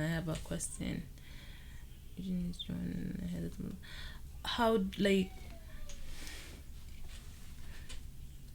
I wasn't sure. I had so much work to do here. This is a job. It is a job. It is a job.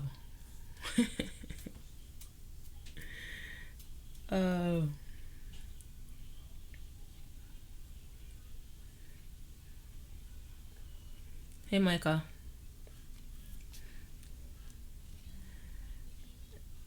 It's not easy to not be okay and know that you're not okay. I think that's the thing. When you know you're not okay, that makes it worse. When you know that you're not okay, because I know that, like, I have felt this way forever and ever and ever. I didn't know what it is. I just thought it was normal. But now that I know what it is, if you just join in. Thank you, Japanese. It makes it hard, it makes it hard. And I encourage anyone who would listen, like, if you're struggling, seek help. It's okay not to be okay, but it's not okay to not be okay all the time. Hello, Christian. Welcome to my live. Thank you for joining us tonight. If you just joined us, please don't forget to give us a thumbs up. Thank you guys so much. Yeah, so if you're not okay, please seek help. Like, it's easier to talk to somebody that you don't know, to open up to somebody that you don't know, and than to talk to people that you do know sometimes. Like, I found that in my experience, it's easier to talk to people that I don't know. Thank you guys so much for hanging out with me tonight. I hope that this helped someone, and that I know it's not easy, even though I know it's not easy to talk about. I hope that in the future people might feel more,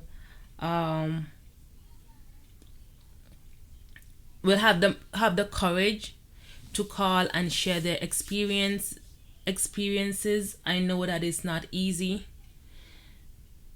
and I know sometimes it's easier that which sometimes we find more about ourselves when we go through. Oh, yes,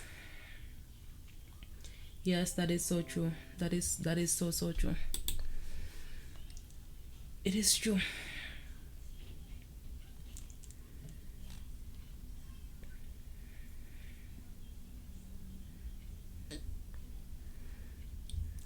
I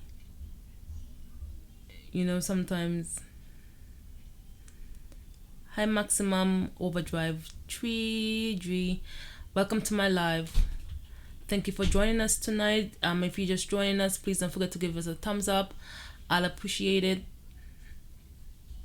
Over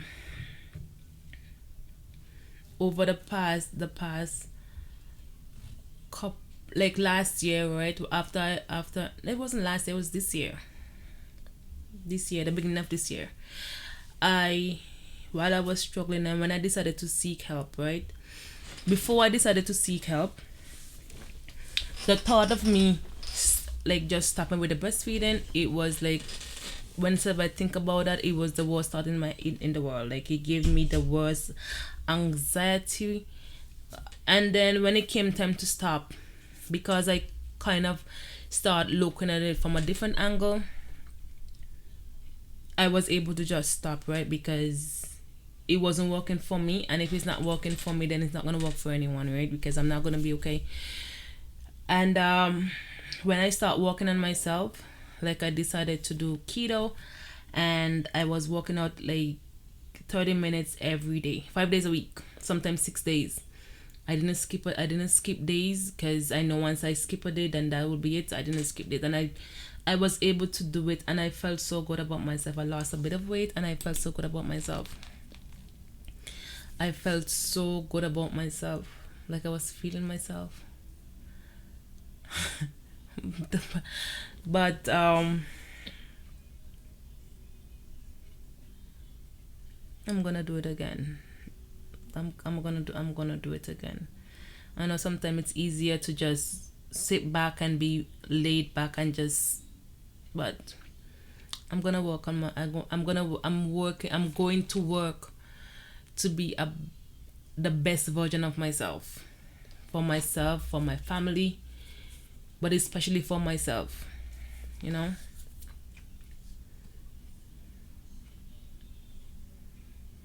I thank you guys for being here tonight. I appreciate and I carried in the communication book how important interaction with others are. That's where the term "no man is an island" come from. It is. Oh my God, it is. It is. It is. It is. But then, what do you do when you don't feel like talking to people? When you don't feel like being around people? You know. One thing that I've been pushing myself to do is to do thing that is uncomfortable to myself, like thing that make me uncomfortable. I push myself to do them. So if for some reason one day I am at home and I don't feel like talking to someone, if I don't feel like talking to someone because I'm down and like I for some reason I feel like I should be alone, I try to call someone. If I'm trying to buy stuff for myself, I buy stuff that I wouldn't normally buy, because I like simple.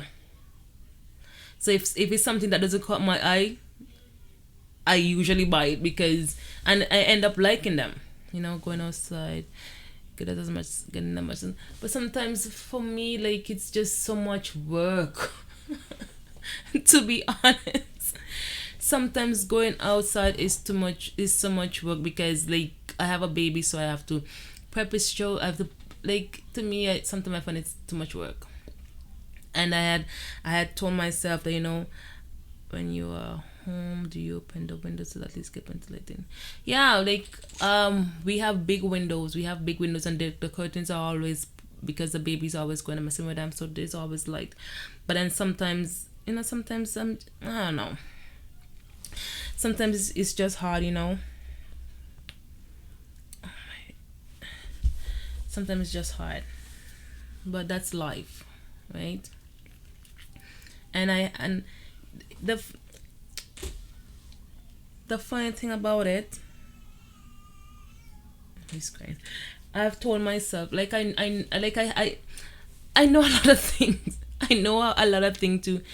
I'm starting going to the library Friday night and reading. I've told myself I'm gonna start reading more, and I think I need to do that. Sometimes I tell myself things just to, when I'm worrying about something, I'll come up with a solution. Even though I know that I'm not gonna stick to it, and I guess it's just a comfort. It's a comfort to myself to say, okay, you know what, I'm gonna do this, and I never stick to it. But I'm gonna start. Procrastination is of the devil. I'm gonna start procrastinating. It's like being alone at home, and it's to get up. Yeah, but when you alone, you think too much and you can sink them. Oh my God, you have no idea. Like I sometimes I'm learning now, right? I'm learning, like, when I'm having a thought and it's giving me negative feelings, I try to just flip it, and I look to the positive side of it, because there's always a positive side of something, right? So I try to flip it and try to look for the positive side in every situation. Can you try to find that's just will be alone? But let's just be alone. So many people are so fake and two-faced. You have no idea. That is true. That is so true. That is so true. I had a couple of experience this year, last year.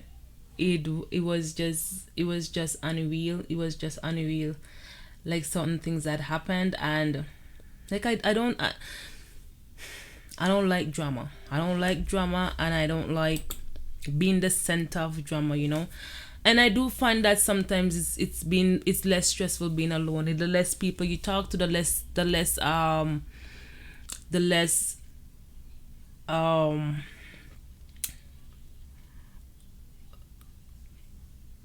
I'm trying to find a word and I can't find it right now. The less people you talk to, the less people you are around, is it's less conflict for you, right? That's not the word I was looking for, but I'll use that word. It's less conflict. It's less conflict because it doesn't matter how nice you are to someone.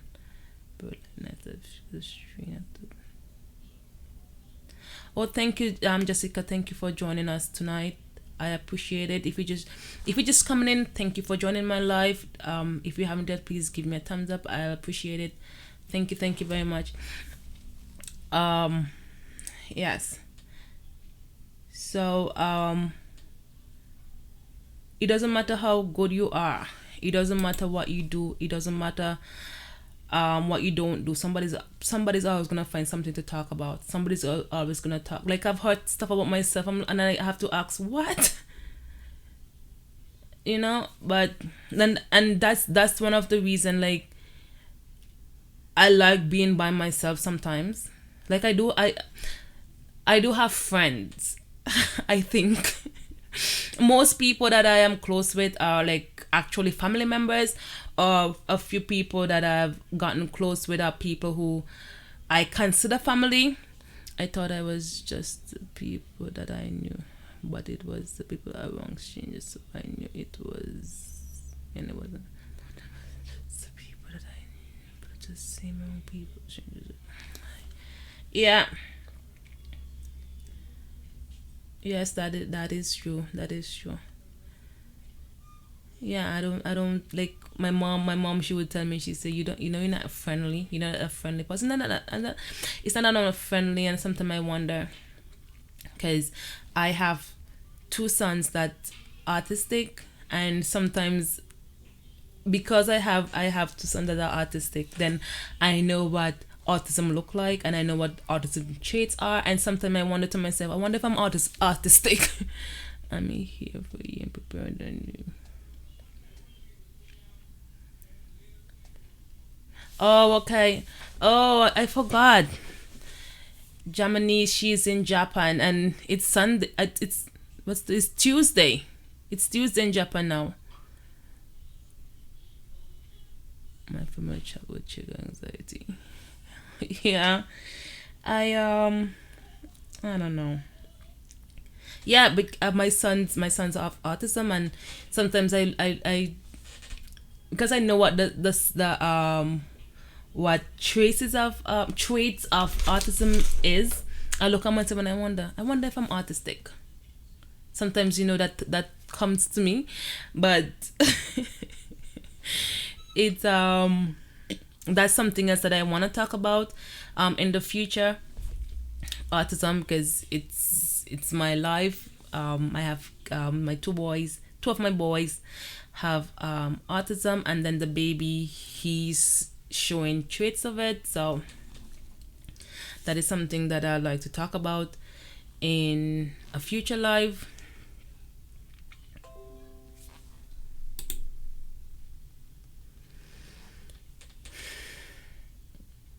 I am just, for the past 2 years, I have been teaching myself to be comfortable with my own company, but not all the time. It's not like I don't want to be around people. It's not that I don't want to do stuff with people. It's just sometimes I just want to just be by myself, and that is important to to not depend on people for your happiness. And I didn't know that I was doing that a lot, but I was doing that a lot. I was depending on people for my happiness, depending on people for company,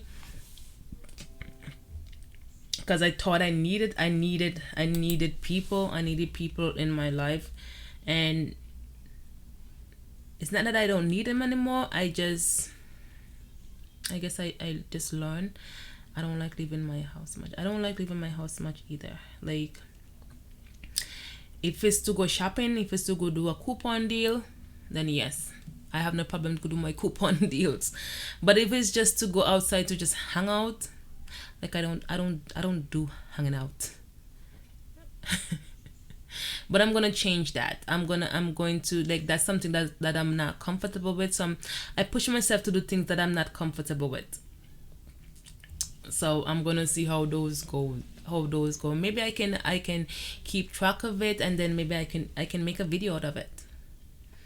But I had to write down a list of things that make me happy, followed by a list of the strengths and weaknesses. So, like, introducing myself to people. You are not dependent on people as. No, I don't. I don't depend on people much anymore. Like, I still do. Like, sometimes I just have to talk to someone. But then what I did, and like, now that I started my YouTube channel, like, there's no way that I'm always I'm always have to be trying to catch up to somebody's video. So, like, now I don't have that problem right now, but before, in the past, like, I did. And then after I had an eye-opening experience, I decided, you know what, it's okay. It's okay to just be by myself. It's okay to just, just be alone with my thoughts. It's okay to be my company. So that's something I've been doing. And also I have been more vocal about how I'm feeling. Something, I don't know if you guys have been in my life before, but I would literally suffer in silence. I try not to worry about who's being fake and who can trigger, and that can trigger anxiety. Focus on you and your goals, and when you go out, everybody else, you can be by yourself in public, but isolation is not good. Yeah, that's true. That is true. Just love. That is very true. I don't isolate myself. At least I don't think I do. But I just don't depend on people for my happiness. I just don't depend on people. Like, if I feel like calling someone, I don't call them because I have to. I just need to. I don't call them because I need to. I call them because I want to. If that makes sense,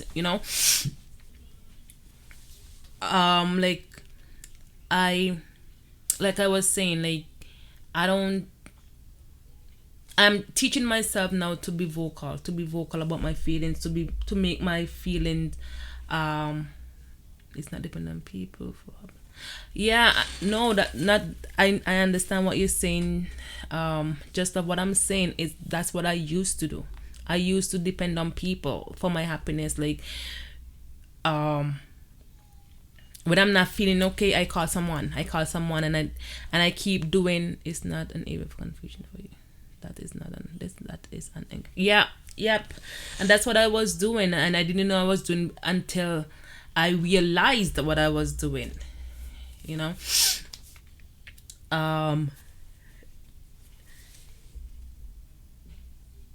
Yes, as I was saying, in the past I would just struggle with stuff. I'll just suffer in silence. If I didn't like something, I couldn't tell somebody I didn't like something because I was worried about what they're gonna say, and I think I was worried about if they're gonna be mad at me or not. So I'll just, if I've told people yes to stuff that I wanted so bad to say no to, and I know I should say no to, but I just told them yes, just because, to avoid any confrontation and to avoid any uncomfortable situation. I've done that, right? And I'm teaching myself not to do that. I'm teaching myself to be vocal. I'm teaching myself to to stand up for myself, because, to be honest, I can be a bit of push around. But I'm teaching myself. I'm learning. I'm growing to not be a push around. I'm learning to be vocal and tell people, okay, that's not okay. I don't like that, and don't allow certain situations. And there's a lot of like I have more to go, and I have more to go, but at least I have a start. And that's all I can do, right? It's just, and I know it's not gonna get better overnight, because it's not my personality. but at least I'm looking out for me, because if I don't look out for me, who's gonna look out for me, right? So that is something that I've been working on. And like I bought a book and I was supposed to be writing stuff in the book, and I never wrote stuff in the book, and the book is there, and I started writing YouTube stuff in it. And I need to get a book, and it's gonna be a book about me. And maybe I can, this can come into something like really big, and but baby steps. And I thank you guys for listening to me tonight. I thank you guys so much for being here. I appreciate each and every one. You guys have no idea how much this meant to me, like everybody being here tonight.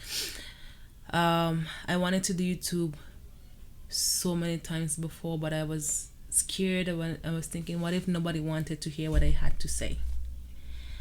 And now I have over 600 subscribers, and I have people actually watching my videos. I have people actually coming into my life, and you guys don't know how good this made me feel. Okay, I don't eat it, but I have to. I think work serve a purpose.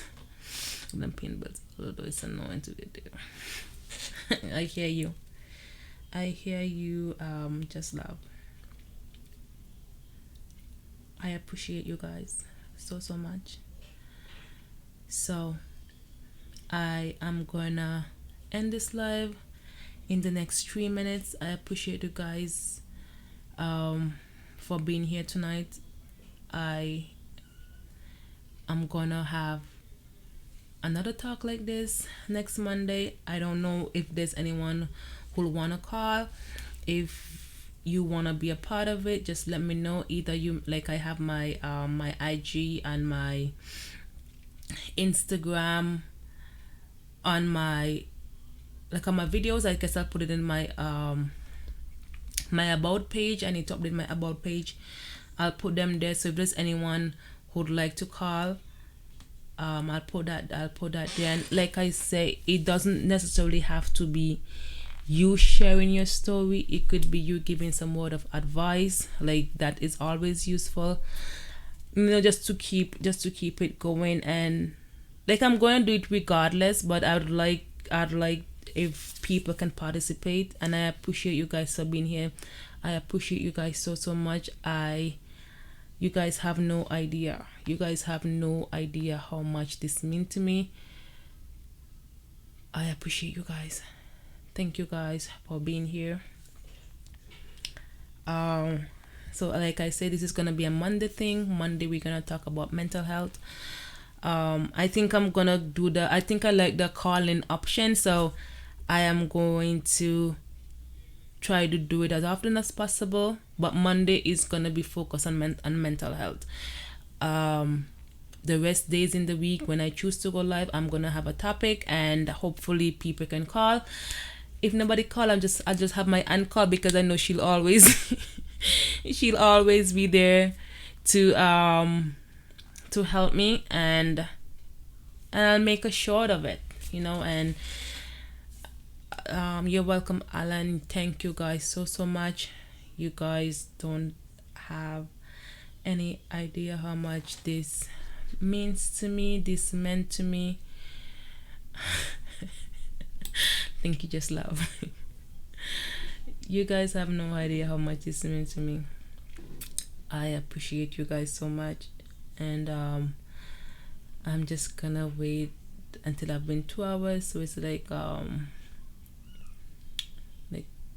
60 something seconds away from 2 hours. So I like this. Do you guys like the call-in option?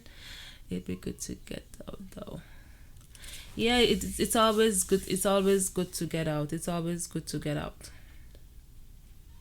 It's always.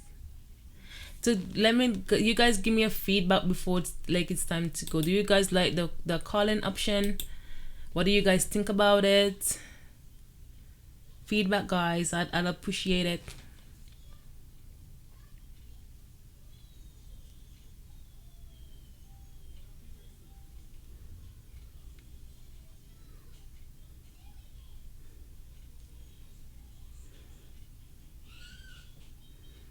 It was good. Kenisha, it's a good, which is a good. Thank you guys so much. So I'm gonna let you guys go now. Thank you guys. Thank you each and every one. I appreciate you guys so much. I'll see you guys in my next whatever video or it's live. I'll see you guys. Thank you guys so much. Happy New Year to Germany's. Happy New Year. Like I'll you guys see me again before the new year. But I appreciate you guys so much. I wish I could give each and every one of you a hug. I'm gonna give you guys a hug. Thank you guys so much. Thank you. And I'll see you. Good night. God bless. I'll see you guys. I'll see you guys in my next one. Bye everyone. I love you guys. Good night.